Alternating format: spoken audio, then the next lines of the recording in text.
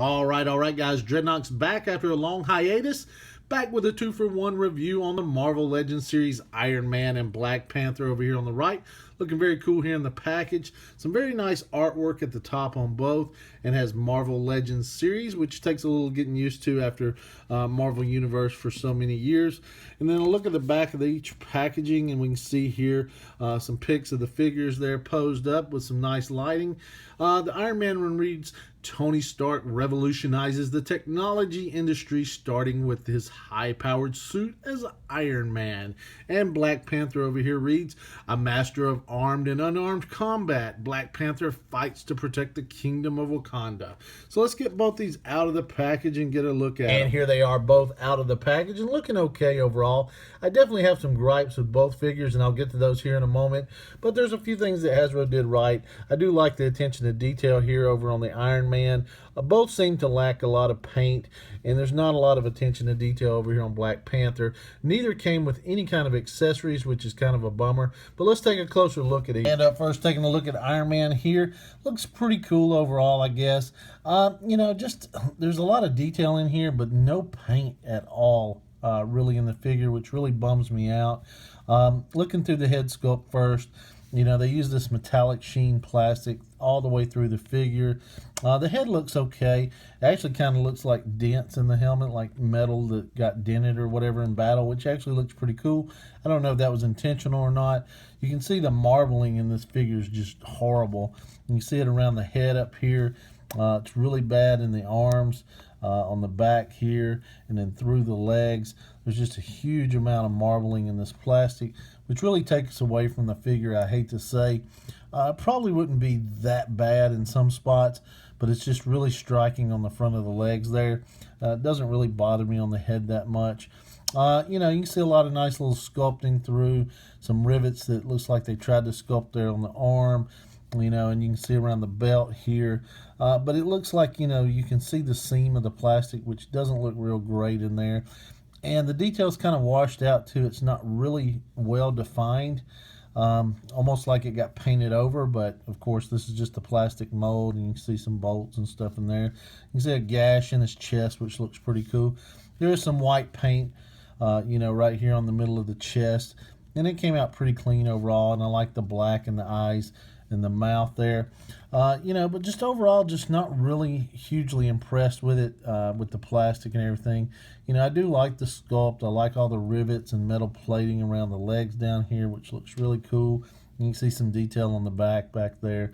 And then the tread and the feet, that's really nice as well. You know, just no paint really. Articulation-wise, the whole head moves on this piece up here.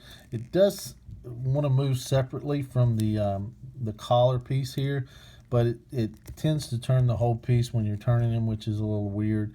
You know, and the antenna is just real soft plastic up here. You know, the arms will move out a decent amount like so. They'll rotate all the way around. He's got that 90-degree, well, not quite 90-degree here, and it does hinge around or rotate around on that elbow as well. And then the wrists do rotate around, and they almost act like they have a hinge, but it's just, it feels like because they're loose in there. You know, some nice sculpting there on the repulsor and the hand, I just now noticed. But anyway, rotation up here in the abdomen, that is all you get, which is really weak, and nothing down here on the waist. The legs or the hips will move out a decent amount like so. He can kick forward about that much, which is not a huge amount. You can actually kick back a little as well, like so. Double jointing knees. So I did get double jointing knees. It does rotate at the top up there, and then the feet are on a ball, it looks like, but it really just kind of hinges. You hinge it down like so and up like so, but it does rotate around as well. I just can't get it to pivot, so I'm assuming it doesn't pivot at all. So, yeah, overall nice.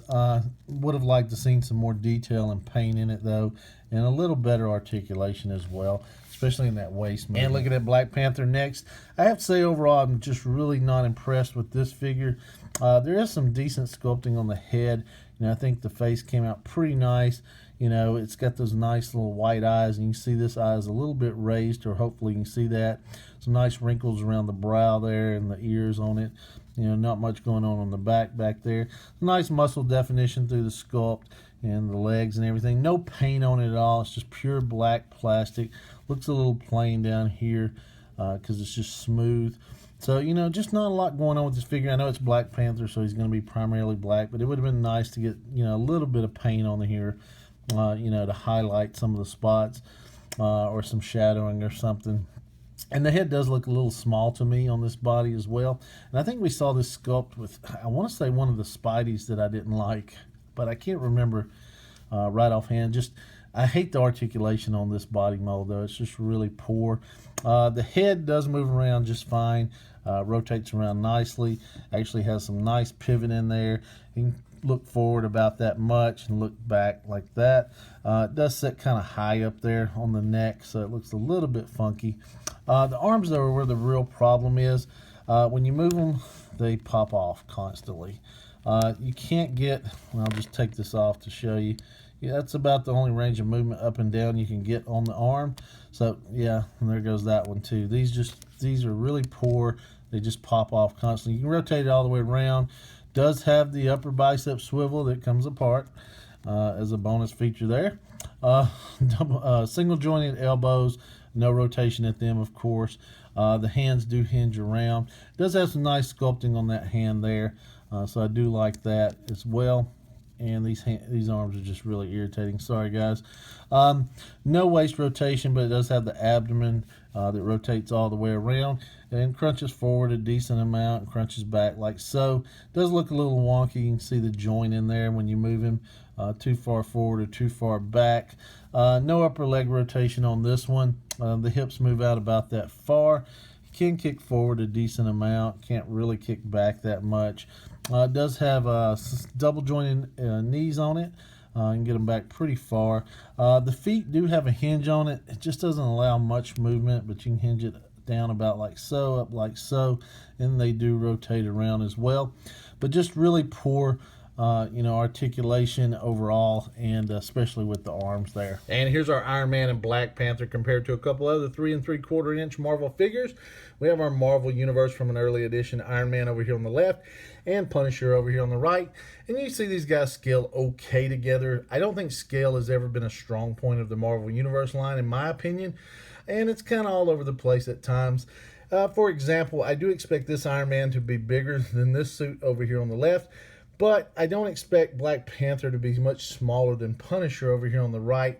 So, you know, to me that looks a little bit wonky, yet this Iron Man and this Black Panther scale almost the same together. So, you know, if it works for you, that's all that matters. And comparing our Iron Man and Black Panther from largest to smallest, we have Thor over here on the left, Iron Man, Black Panther, and Daredevil there at the bottom. Both Marvel Universe figures as well, 3 3/4 inch. And really makes me sad for the day when these guys got so much detail, paint, and even a nice stand. And here they are in comparison to my favorite Marvel Universe figure of all time, the Hulk over here on the left. This guy's just looking badass. I just love this guy. Always have since I first got him. I just wish we would get a 6-inch Legend scale version of that Hulk. Just so much detail, nice paint apps on it. And then my favorite figure from the wave so far, the Spider-Man Noir, which I feel like got most of the love from this wave. Had a lot of nice attention to detail sculpted in on this figure. Maybe not articulation-wise, but it still had some nice paint apps as well.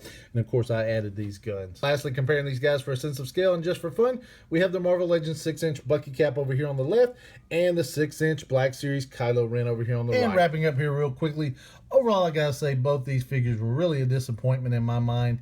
I do like the first appearance Iron Man with some of the detail, and I do like the plastic they used. Definitely has that metallic sheen to it. If not for all the marbling, it probably would have came out fairly well, but I would have liked to have seen a little more paint and a little more detail in that one. You know, and if you compare it back to, you know, some of the Iron Man edition 3 3/4 inch figures that came out in the Universe series back when the first movies came out, there was a lot more detail, especially like in that Mark 1 version in comparison to this. I no longer have it, or I would love to show that to you, but I just no longer have that figure. And then looking at Black Panther here, just very sad. overall with the fact that the arms just constantly pop off and just not a lot of detail, and doesn't make up for it in articulation. And these figures have never been overly articulated. I think G.I. Joe actually has more articulation than these figures, so it's not necessarily a bummer that they don't have a huge amount of articulation. It just really bums me out more, with level of detail and sculpting and stuff, especially when you compare them to like, the Hulk over here that we've seen, and like the Thor I showed you, and, the 100 others that I have over here, in my bins and stuff. I look at these and I look at the level of detail that just went into these at a lower price point, and it's just hard for me to get on board with the new Marvel Legends 3 3/4 inch series. After they dropped the Universe line, I've just really had a hard time getting back into them. I still have purchased many of them, but I just haven't been happy overall. I really think Hasbro needs to revisit this line. There's a huge market for 3 3/4 inch collectors, and I think they would like to see some improvements in this line and getting these figures some more love, especially at the price point these guys are going for now. So with all that said, I can't recommend either figure. This one's arms break, or this one has arms that break constantly, and just not a lot going on here. This is the nicer one with the Iron Man, but it does have loose joints. I didn't mention that earlier. And the legs, if you actually take them off, he tends to fall one way or another because the feet and the legs are just really loose on this guy. So, even that is another issue aside from the level of detail and stuff in these guys. So I really just can't rate either figure a buy. If you're just hard up for a 3 3/4 inch Black Panther, I might recommend just getting it for the fact of that. Same thing if you're just needing a first appearance Iron Man for your display. It's not a huge investment for these guys. So, that would be the only case I would really recommend them if you just need them for your display as a fill-in. So I hope you guys enjoyed the review. I do apologize for it taking so long to get back, in the swing of things. We've had some technical issues. I was on vacation. It's just really been a long time coming, a couple weeks down, and you can tell I'm really rusty in this video. So just getting back out there, and I'll start pumping these things back out. I've got some more material coming up for you guys. We've got some multiverse DC figures, some more Marvel Legends figures from the Captain America wave that we want to get out to you, and then also the new Teenage Mutant Ninja Turtle figures that I'm really excited to get to you as well. So we'll try and get some reviews really going this week and start catching up on some of the stuff that you guys may have missed. So I appreciate you guys watching. Thank you all for hanging in while I've been on hiatus for the last few weeks. I can't say how much I appreciate each and every one of you that watch. So have a great week. Please subscribe if you hadn't already. If you liked the video, please give me a big thumbs up, and we'll see you soon.